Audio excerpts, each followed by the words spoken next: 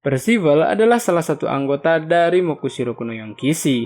Saat ini, dirinya dinobatkan sebagai Ksatria Suci Liones bersama teman-temannya sebagai peleton Percival. Kekuatan sihirnya adalah tipe pahlawan yang sangat langka, yaitu Hope. Awalnya, Percival diyakini sebagai putra Ironsid, yang akhirnya diturunkan menjadi roh kehidupan yang terikat di dalam wadah manusia oleh Ironsid.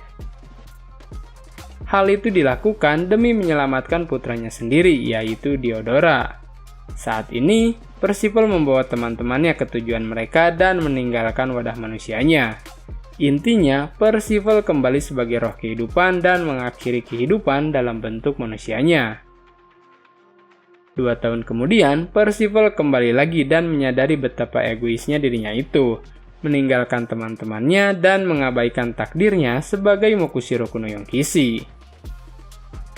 Pada saat itulah tekad Percival benar-benar bulat untuk mengalahkan Arthur Pendragon dan menyelamatkan Britannia untuk selamanya. Percival berpenampilan seperti laki-laki yang masih muda banget guys. Meski sudah menginjak usia remaja, dirinya ini masih kayak anak-anak gitu ya penampilannya. Memakai helm besi bertanduk milik kakeknya, dan jubah oranye dengan bros berbentuk ular yang menggigit ekornya sendiri. Setelah pertemuannya dengan Ironsid, Percival memiliki bekas luka yang sangat besar berbentuk salib, menjalar ke seluruh tubuh dari lengan kirinya hingga ke belakang. 2 tahun setelah tubuhnya ditinggalkan, tubuhnya menjadi semakin dewasa dan rambutnya semakin panjang.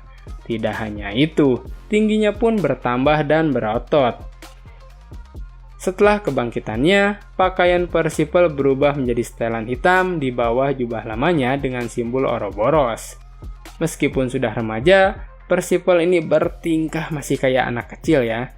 Karena dirinya tumbuh di lingkungan yang terisolasi, kakeknya adalah satu-satunya orang yang dia bisa ingat semasa kecil.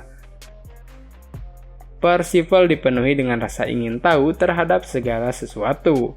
Dirinya selalu bersemangat dengan pengalaman dan petualangan baru yang menanti. Karena kurangnya pengalaman hidup, Percival sangat mudah mempercayai seseorang bahkan jika itu adalah musuhnya sendiri. Setelah kepergian kakeknya, Percival meninggalkan rumah demi menemui Ironsid yang sudah menghabisi kakeknya.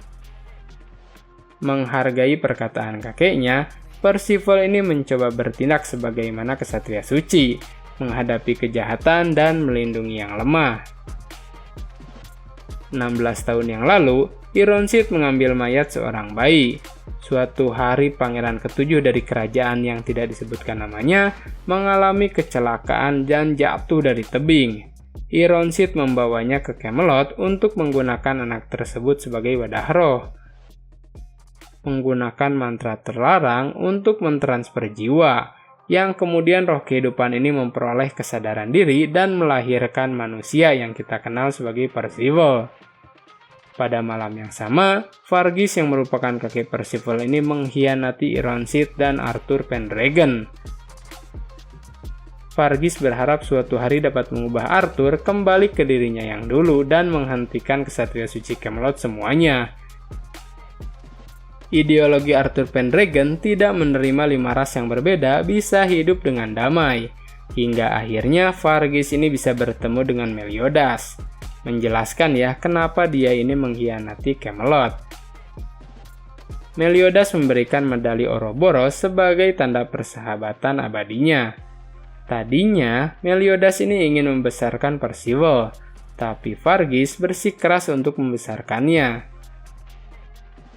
Setelah dari sana, Varghis ini pergi ke Godfinger, di mana dia membesarkan Percival dalam tempat isolasi total.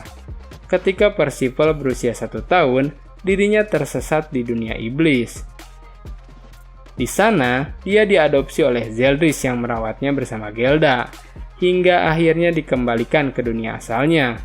Percival mampu menyembuhkan para iblis yang hidupnya telah diambil oleh Behemoth dan menidurkannya kembali. Percival mampu mempelajari bahasa klan iblis di usianya yang masih kecil.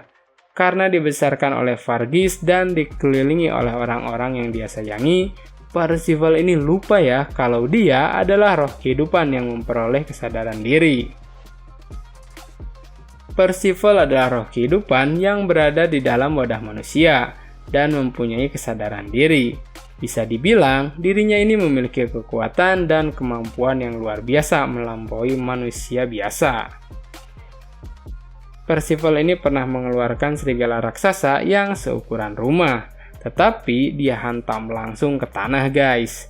Semasa kecilnya, Percival ini jatuh ke alam iblis. Berada dalam kondisi yang normal dan tidak terpengaruh oleh racun yang ada di dunia iblis. Percival memiliki ketahanan terhadap obat-obatan dan bahan kimia. Pada saat tinggal bersama kakeknya, Percival ini banyak memiliki keterampilan berburu dan memasak. Hanya saja jika dalam hal memanah, dirinya ini payah sekali.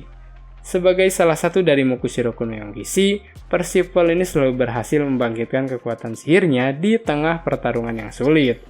Hanya saja keterampilan bertarungnya tidak bisa dibandingkan dengan Lancelot ataupun Tristan. Hingga suatu saat, Percival ini berlatih dengan Lancelot. Akhirnya, dia ini bisa melukai Mortlack, dan sejak saat itulah keterampilan pedangnya digambarkan lebih unggul dari Iron Seed. Selama 2 tahun koma, Percival ini mengingat informasi yang berguna tentang kemampuannya sebagai roh dahulu. Di saat terbangun, dirinya ini mengembangkan kekuatan sihir dan kemampuan fisiknya. Selain itu, Percival ini telah mengembangkan kemampuan untuk merasakan semua roh kehidupan dan berkomunikasi dengannya. Mari kita bahas guys, kekuatan dan senjata apakah yang digunakan oleh Percival.